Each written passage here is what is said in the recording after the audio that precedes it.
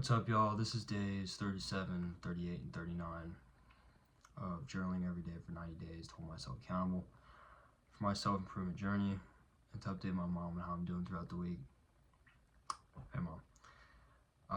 So it's 90 days, no social media, reducing screen time to 3 hours a day or less, daily morning and evening routines, such as cold showers, high-intensity training, stretching, some other stuff, avoiding sexual content online and resetting my dopamine, and maximizing productivity for my job as an engineer, for combat sports training and different side projects I work on.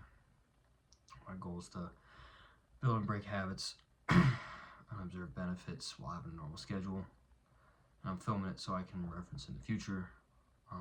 Good for my mom to see and to motivate me because people are watching. And I guess today I'm going to talk about my mental health because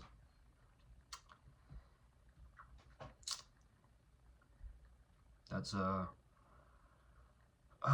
something I'm kind of struggling with. So yeah, I gotta keep it quick because I gotta go to sleep and get to work tomorrow. But I've been doing my routines. I've been doing them every morning. I've been extremely productive. I mean, as far as this challenge is going, I'm hitting the nail on the head. It's really difficult to do, and I'm really proud of myself for that. So that's something that's good. I mean, it's really motivating. It's definitely nice. I'm getting everything done. I'm staying off the social media. I'm grinding real hard. My work's going well. I just trained today. It was good. Kind of hurt my leg a little bit, but that's what happens when you're kicking with your shins all night. Shout out anyone who does Muay Thai. So it's really productive. The problem is just that I think right now I'm in kind of the dregs of the dopamine. I'm so used to having, high amounts of dopamine that when you do something like this, and you're approaching halfway through it, I mean, your body is not, you're not used to this quote-unquote low of dopamine.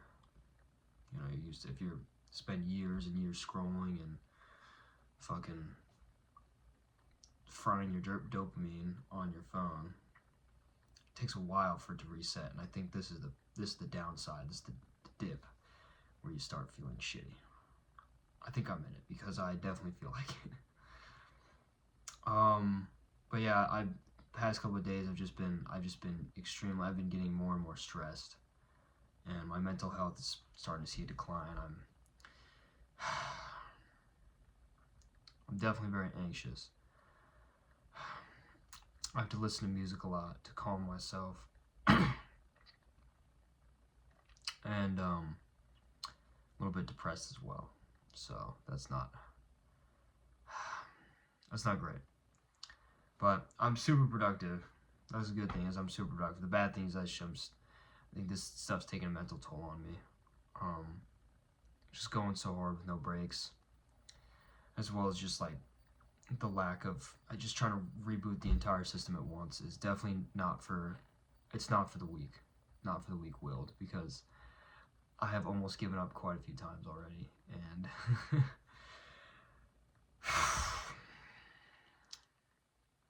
it's tough. I mean, I think mental health is super important. I think everyone should be talking about mental health.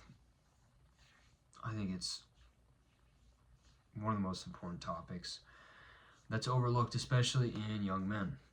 No one talks about how they're doing, and I used to not tell anybody. I should just keep that shit to myself most of the time. But when I started telling people how I was feeling, especially when I was feeling tough, it was the absolute opposite of what I thought was going to happen. I mean, people started really checking on me, making sure I was okay, reaching out proactively, making sure I was doing all right. You end up with gaining a good support group, and letting people see you vulnerable is one of the best ways you can bring people closer to you. So I encourage everyone, it doesn't just have to be young men, but pretty much everyone. I mean, if you're having a tough time, obviously if you don't really know someone that well. I mean, I wouldn't necessarily just spring your mental health issues on them, but friends, family, I mean, if you tell them a little bit and they are supportive and want to know more, don't hold back. Let them know, because a lot of the times those people want to help. And so, yeah. But I'm definitely, for me, anxiety is the worst. I get it real bad. It's a double-edged sword because it's kind of bittersweet. Because on one end, it's really paralyzing and makes me feel shitty like 90% of my day.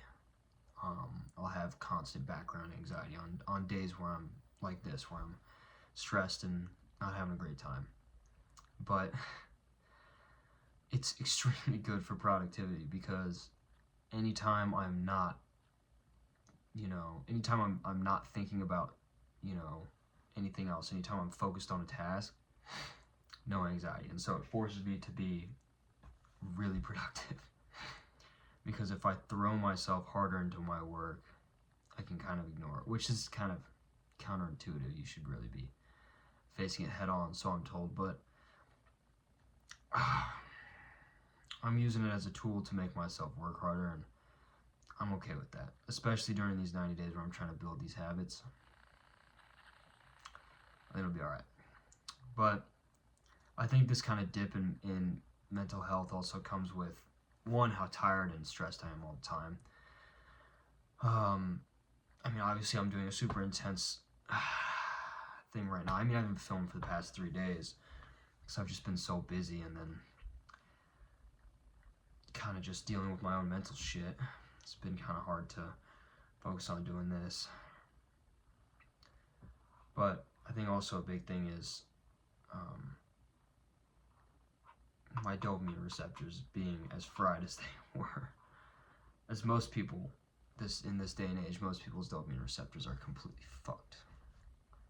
I mean, look around you. I mean, how many times have you seen people, like, they get on like a bus or something and they just instantly their phone's out. They're sitting in traffic at a stoplight, instantly their phone's out scrolling, I mean, it's just like, no one can even be bored anymore.